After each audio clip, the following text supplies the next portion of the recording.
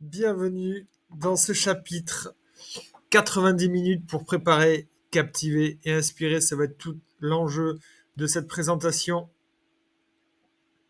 Alors, une carte mentale pour commencer, des outils digitaux. Ok, carte mentale, écosystème, outils, ressources, neurosciences, pédagogie, organisation et pivot.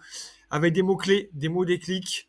Et ce que je souhaite avec cette carte mentale, c'est quand vous allez la revoir, certainement, vous allez de nouveau faire des connexions. Voilà, d'ailleurs, ce sera un petit jeu à faire à la fin de cette masterclass, de revoir un petit peu la carte mentale pour de nouveau faire les connexions.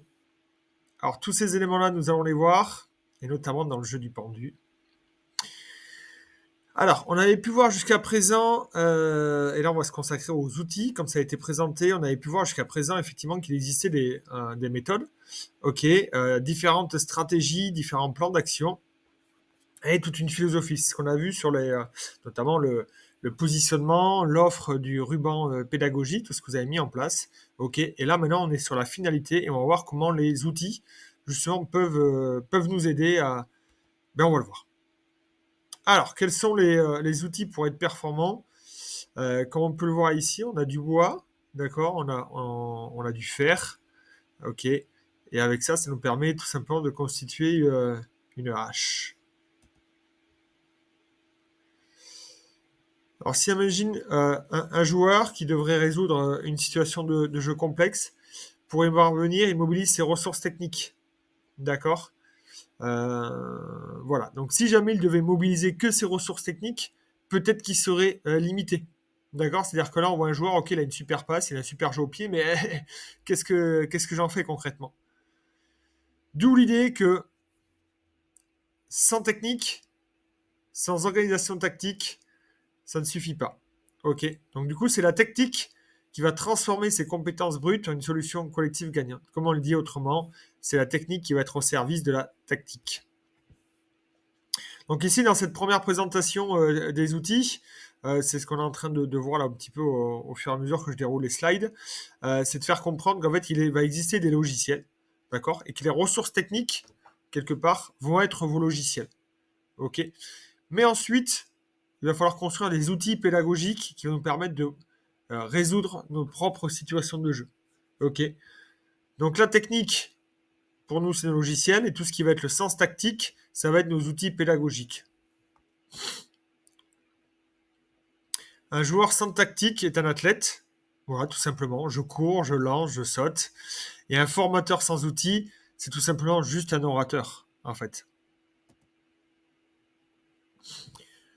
Alors, ça c'est important aussi à en prendre vraiment confiance et je me rends compte au fur et à mesure que je présente les choses, mais vraiment, les outils numériques ne vont pas du tout remplacer vos compétences.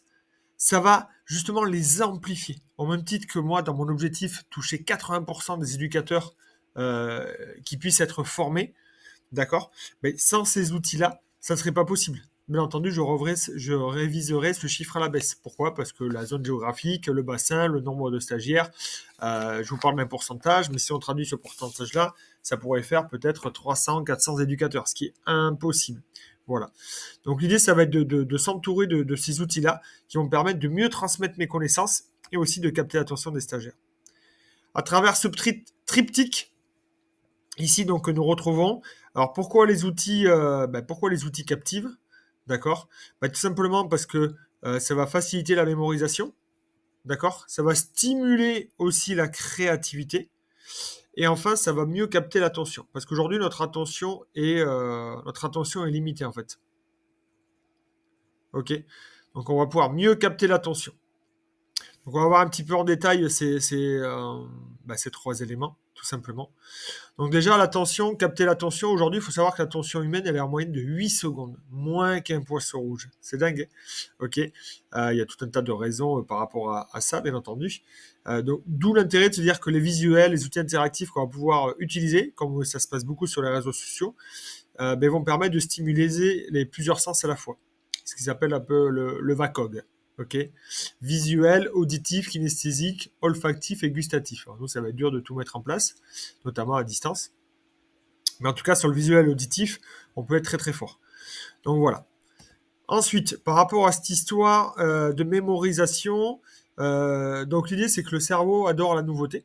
D'accord. Quand il y a la nouveauté, un peu des éléments curieux, ça va déclencher de la dopamine. Et c'est à travers cette hormone, en fait, qu'on va prendre du plaisir et que ça va nous stimuler. Et que du coup, on va ancrer, comme de la glu, nos apprentissages. L'esprit humain, comme le disait Albert Einstein, n'est jamais aussi actif que lorsqu'il explore l'inconnu. Voilà, c'est ça qui va nous donner envie. Et enfin, le dernier élément, avec le stimuler la créativité. D'accord. Là, c'est là où on va un petit peu s'intéresser au cerveau droit, l'hémisphère droit et l'hémisphère gauche, donc du cerveau. En ce qui concerne la créativité et l'organisation, il faut savoir que ça va nous permettre d'avoir une meilleure rétention des apprentissages. Ok, le fait de vraiment venir stimuler ces deux parties et mettre en fait un environnement. C'est-à-dire que là, je pose un pot de fleurs, je vous donne un papier, un stylo, une loupe, allez-y. Qu'est-ce qu'on fait avec? Ok, et c'est là qu'on vient clac, clac, clac, stimuler tout ça. Quelques chiffres peut-être pour finir de vous convaincre, pour ceux qui sont un peu data, stats et tout ça, avec ce 80, 30 et 77%.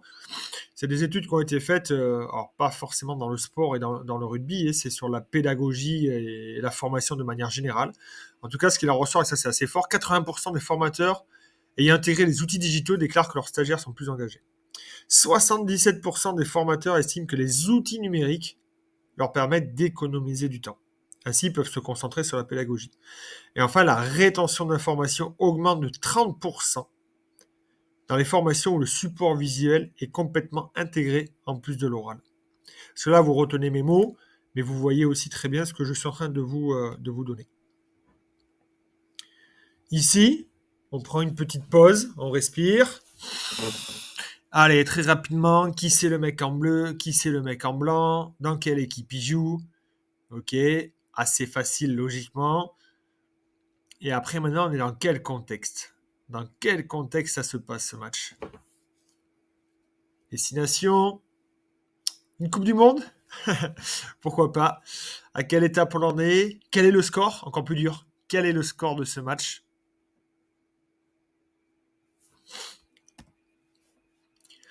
Après avoir vu la première partie, je vous ai un peu décortiqué, voilà, je vous ai un petit peu défini ce que c'était un logiciel, un outil. D'accord? On a vu aussi un petit peu quelques statistiques, quelques arguments par rapport aux neurosciences. Voilà. Maintenant, j'espère vous avoir convaincu. Je souhaite. On va voir un petit peu l'écosystème. Donc moi, je vais vous présenter un petit peu mon écosystème et avant ça, je vais vous définir un peu ce que c'est un écosystème et pourquoi avoir un écosystème. On a tendance à avoir l'habitude, effectivement, que l'écosystème, ça parle, on va dire, au niveau environnemental. D'accord. Donc l'idée, en fait, c'est d'avoir tout simplement un système cohérent et interconnecté d'outils. Tout ça pour optimiser l'apprentissage et la transmission de notre savoir. C'est vraiment notre but recherché. Ok. Ça va vous permettre de créer, gérer, d'animer et de gagner en fluidité, en efficacité et s'adapter. Ok. Donc tout ça, mis ensemble, va nous permettre de répondre à ces besoins-là.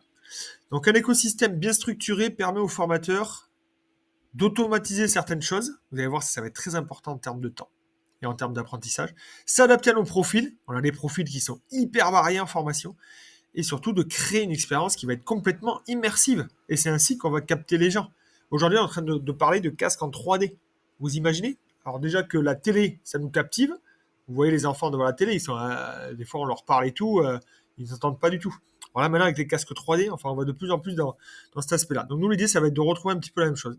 Et le parallèle, en fait, il est assez simple. Enfin moi, il m'est venu assez simple, assez simplement. Comme un manager qui organise son staff, d'accord, on va voir que le formateur va organiser son écosystème. Qu'est-ce que ça nous dit tout ça? Le manager, il organise son staff pour gagner un match et le formateur va organiser son écosystème pour réussir sa mission de transmission. Ok. Et même, on pourrait même parler en vérité, le manager, lui aussi, il a un écosystème. En fait, très concrètement, il va mettre en place un entraîneur maintenant. Alors, dans les années 70, on a démarré, il y avait un entraîneur des avants, un entraîneur des arrières. Après, il y a le prépa physique qui est venu. Ensuite, il y a le prépa mental. Et maintenant, on en est à plusieurs prépas physiques. On en est à des data scientists. On en est à quoi? La conquête, la défense, l'attaque. Enfin, voilà. Et bien sûr, ils doivent utiliser certainement des logiciels et des outils d'analyse vidéo, de capteurs, enfin tout un tas de choses qu'ils doivent utiliser. Voilà. Donc l'idéal est tout simplement, nous aussi, d'avoir ces choses-là. Alors ici, dans la proposition qu'on vous fait depuis le début de cette formation, c'est l'écosystème digital. Voilà, on fait le focus, nous, là-dessus, sur cet aspect digital à travers la formation moi, que je vous propose. D'accord. Et bien sûr, je vous propose les outils les logiciels que j'utilise, que je connais le mieux. Donc, au même titre qu'on avait le bois et le fer pour faire notre hache, mais moi, je vais utiliser des logiciels. D'accord. Parce que déjà, je suis pas très manuel et je suis pas très artisan. Enfin, si, je suis artisan digital. Voilà, donc c'est un petit peu les différents outils que je vous propose. Donc ça y est, on commence à entendre parler.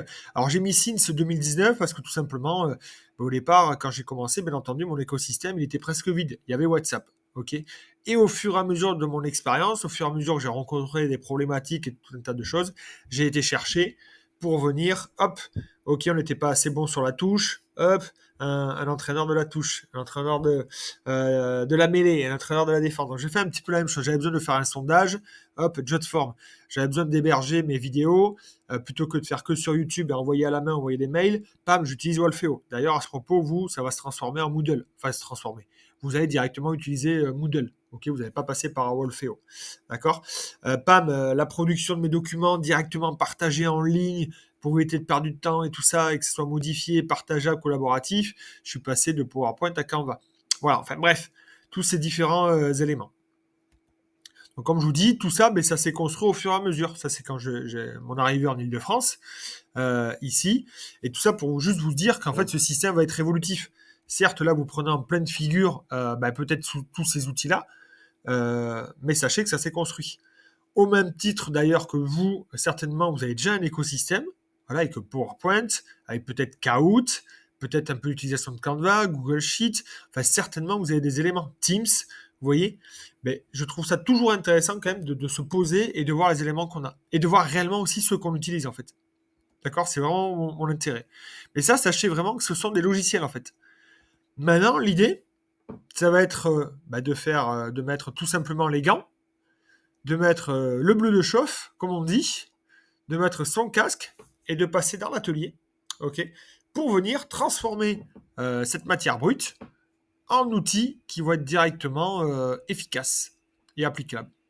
Et c'est ce que je vais vous proposer maintenant dans cette partie-là. Juste avant, pour qu'on soit bien clair, on va faire un petit dézoom, ok, avec les différentes étapes sur lesquelles on est par rapport à ce processus de formation. Et moi, de toute façon, c'est les étapes que j'ai dans mon système de fonctionnement. On avait vu lors de la première présentation l'offre de formation, avec l'inscription, ou autrement dit le positionnement de l'éducateur. Ok, étape 1, étape 2. Là, ici, maintenant, on est vraiment sur notre processus de création des séquences, c'est-à-dire que je propose une offre. Maintenant, effectivement, en détail, qu'est-ce que je vais mettre dedans cette offre, en fait. Ok. Et on verra dans la troisième, dans la séance suivante, dans la phase suivante, le suivi et la certification. Ok.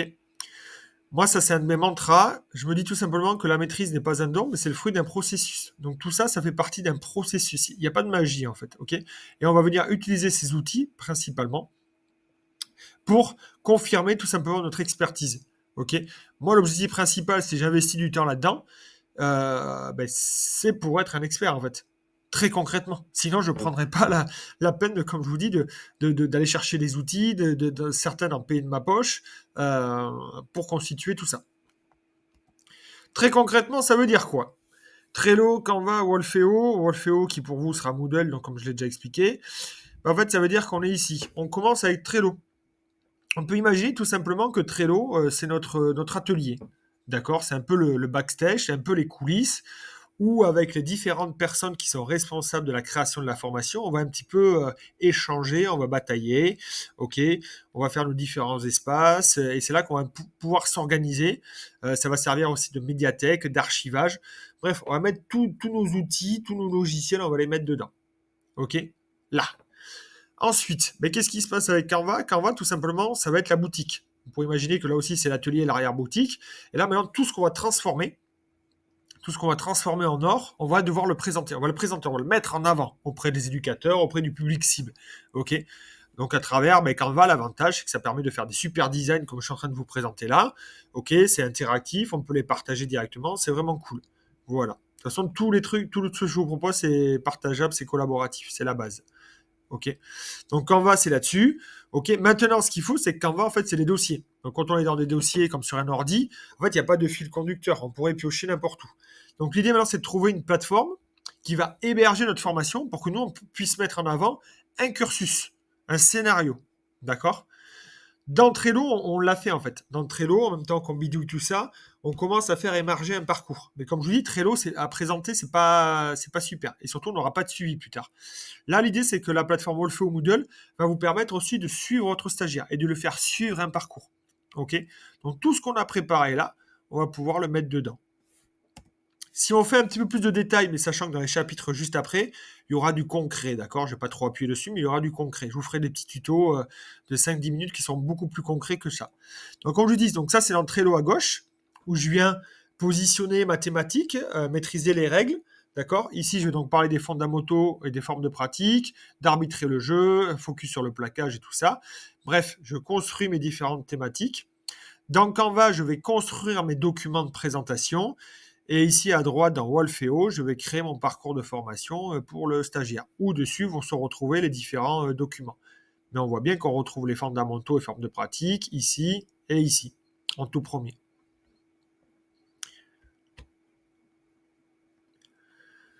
Par la suite, quand le stagiaire il rentre en formation, ce qui va être intéressant, c'est que lui, il est là pour apprendre des compétences. Donc d'entrée, on va lui mettre en avant effectivement les compétences qu'il va devoir développer et qu'il est venu chercher dans cette formation-là. Ça fait partie de notre offre de formation. Ok, être capable de développer telle compétence, voilà, c'est l'apprentissage par les compétences. Ok. Ce que j'aime bien dans ce système-là, c'est toujours avec Canva, c'est qu'en fait ici je donne les items, ok, où je les définis, et en dessous juste il y a un radar qui va venir mettre en visuel là où en est l'éducateur ou la personne ciblée. Ok. Et tout simplement par un petit jeu de couleurs, l'éducateur lui va pouvoir s'évaluer ici en jaune. D'accord. Après, il faut bien voir le choix de couleurs. Là, ici, je ne trouve pas forcément le plus pertinent parce que le jaune, on ne le voit pas beaucoup. Ensuite, il va pouvoir se fixer les objectifs en rouge. Et enfin, le formateur va pouvoir lui faire un retour lui aussi et venir l'évaluer. Comme ça, on voit très concrètement ici, par exemple, sur la pédagogique, au niveau technique, il est plutôt OK. Au niveau bien jouer en sécurité, ça va. Et au niveau concevoir, ça va. Du coup, il y a des axes de progression sur la partie animée, sur la partie gamification. Vous voyez très rapidement ce qu'on peut arriver à faire. Et ça, je trouve ça plutôt cool. Et surtout que c'est partageable. Et du coup, on peut lui faire en direct. Il n'y a pas du tout de partage de documents. C'est comme dans un jeu vidéo. Je te fais un retour direct. Tu l'as sans besoin de télécharger quoi que ce soit supplémentaire. Pour terminer avec notre dernière partie, et au départ, je ne pensais pas faire cette dernière partie pour tout vous dire. Et en fait, c'est la partie organisation, organisiologie même. Maintenant, c'est devenu un terme. Il y a des coachs qui sont spécialisés en organisiologie. Ok. Donc en fait, je vous en parle parce que je me dis qu'en fait, tout simplement, avec les différents outils que je vous ai présentés juste avant, si jamais il n'y a pas un changement dans votre organisation, en fait, autrement dit, la formation, dans 3 mois, vous l'aurez oubliée en fait. Elle sera dans un placard et voilà. Le but du jeu, c'est de se dire, comme l'éducateur, ok, je t'apporte des compétences, je vais t'apporter des contenus. Maintenant, à quel moment tu vas pouvoir travailler dessus? Ok. Parce que ça pourrait être l'inconvénient du e-learning. C'est qu'en fait, c'est là tout le temps. Mais finalement, on peut très bien se dire, je le ferai plus tard et on le fera jamais. Ok. Donc là, je vais vous parler un petit peu de l'organisation, mais vraiment très très rapidement, juste pour que vous ayez conscience de tout ça. Déjà, il y a une première loi qui s'appelle la loi de Parkinson, que j'aime beaucoup, ou la loi de la dilatation du temps, où on va parler de budget temps. C'est-à-dire qu'à partir du moment où j'ai démarré un projet, il faut calculer ça comme un budget, que le temps ne va pas être indéfini. Parce qu'en réalité, si on ne fait pas ça, vous voyez, comme on le voit ici, en fait, pour une même tâche, ok, du coup, là, on voit le coût d'effort et le coût de temps. On pourrait réaliser complètement la même tâche dans le même temps. Et en fait, on se rend compte que plus on va disposer du temps pour faire une tâche, comme par hasard, plus on aurait tendance à utiliser complètement ce temps. Ok. Donc l'idée, ça va être nous-mêmes de nous fixer un budget temps sur la création, sur les différents éléments qu'on va voir juste après. Juste avant, très important, voilà, regardez bien un petit peu la vidéo de ce jeune joueur là de Northampton en Champions Cup, j'allais dire Heineken Cup. C'est plutôt intéressant parce que ce jeune, il va arriver à se sortir de plusieurs défenseurs et il va arriver à marquer un essai. Donc si on fait une analyse un petit peu l'entraîneur, effectivement, en termes rugbystiques, c'est plutôt intéressant parce que il a le membre inférieur qui sont sans arrêt en mouvement. Ok. Mais moi, là où surtout je vais m'attarder, c'est qu'en fait, dès le début, ce joueur-là, il va toujours avancer, mais pas forcément dans le même axe, en fait. Ok. Il va faire ce qu'on appelle, on va dire, en termes un petit peu plus marketing. Alors nous, on dirait un peu une espèce de rotation, d'accord. On va parler plutôt de pivot. Ok, on a tendance à en parler un peu au basket, au hand. C'est-à-dire, j'attrape mon ballon, je vais pas faire trop du latéral, je vais pivoter, d'accord, pour éviter le mur et continuer à avancer. Ok. Ben, en fait, c'est ce que je vais vous proposer ici, avec un pivot organisationnel. C'est-à-dire effectuer un changement de direction. Ok, pour s'adapter aux besoins. Aujourd'hui, le pivot va répondre à des changements de marché. On le voit avec les technologies et tout ça, ce serait dommage de ne pas en profiter. Ok. Préservation des acquis. C'est-à-dire là, ça va être très important. Vous avez vu, on fait un pivot, c'est-à-dire on ne recule pas. On ne part pas non plus sur le côté. On va continuer à avancer en fait. C'est-à-dire on va se reposer sur ce qui est déjà fait en fait. Et ce qui va être intéressant, c'est d'avoir une réflexion stratégique aussi. C'est-à-dire que le pivot, on ne va pas le faire n'importe comment. On ne va pas retomber sur un autre gars, un autre défenseur. Ok, on va pivoter là où il y a un intervalle en fait, là où il y a un besoin pour nous. Donc voilà, donc c'est très important pour moi cette notion de pivot et je voulais vraiment l'aborder avec vous parce que ça avait impliqué donc un changement dans ses méthodes de travail pour s'adapter à une nouvelle technologie ou à une réorganisation d'équipe. Ça va surtout améliorer votre efficacité globale. Et tout l'intérêt, toute la stratégie, ça va être surtout de le faire en transparence totale avec l'ensemble de l'équipe pour que le système puisse avancer. Et surtout créer une adhésion. Donc voilà un petit peu moi la manière dont je fonctionne. J'ai quatre gros actions. Ça, ce sont mes actions. Ok, on a vu tout ce qui est évangéliste et tout ce qui va être communication. Ok, donc le terme est assez poussé pour que ça soit marquant. C'est-à-dire communiquer auprès des clubs. Je communique auprès des clubs. C'est quoi l'offre pédagogique, comment je vais fonctionner. Il y a une formation, ça se passe comme ça. Qui je suis, voilà. C'est quoi le rôle des CTC. Ensuite, ils vont se positionner, parcours éducateur. Bref, ça on l'a vu au tout début. Ok. Là, nous on est sur la partie un petit peu alchimiste, transformer le plomb en or, transformer nos documents qui parfois sont un peu, bon voilà, pas super. Et c'est comme la télé en noir et blanc sans son. Voilà, Charlie Chaplin, c'est très bien, il y a un super message, mais aujourd'hui, par rapport à Avengers, visuellement, en tout cas, c'est pas du tout la même musique. Ok, après le fond, voilà, moi, pour l'instant, ça ne s'intéresse pas au fond. Je souhaite que vos contenus puissent avoir un fond plutôt intéressant. Mais l'idée, ça va être de rajouter de la forme. Ok, pour venir construire maintenant nos 3 types de séquences de formation que nous aurions, le présentiel de manière classique, on va rajouter maintenant du micro-learning avec Moodle, et en ce moment, Wolfeo, et de la formation à distance que vous faites déjà avec des intercessions. Ok. Après, tout ce qui est formation continue, ça, c'est les FPC, le CTL et toutes ces choses-là. Et l'aspect coaching qu'on verra encore une fois sur la dernière partie de la formation. L'avantage de tout ça, la grosse force, c'est qu'on va pouvoir travailler de manière synchrone, bien entendu, toujours, mais aussi de manière asynchrone, en fait. Donc, ce qui est cool, c'est qu'on va pouvoir se missionner. Toi, tu vas faire ci, moi, je vais faire ça, et on va avancer chacun de notre côté, mais sur le même document. D'accord. Ce qui va nous permettre aussi d'alterner les différents types de situations comme l'entraînement, du total, du réduit, de l'individuel. On va pouvoir bouger suivant ces différents éléments. Ok. Voilà, j'en ai terminé avec cette présentation. Pour ancrer les acquis, ce que je vous propose, c'est le moment du quiz time. À vous de réaliser le défi pour pouvoir valider ce module de formation sur les outils digitaux.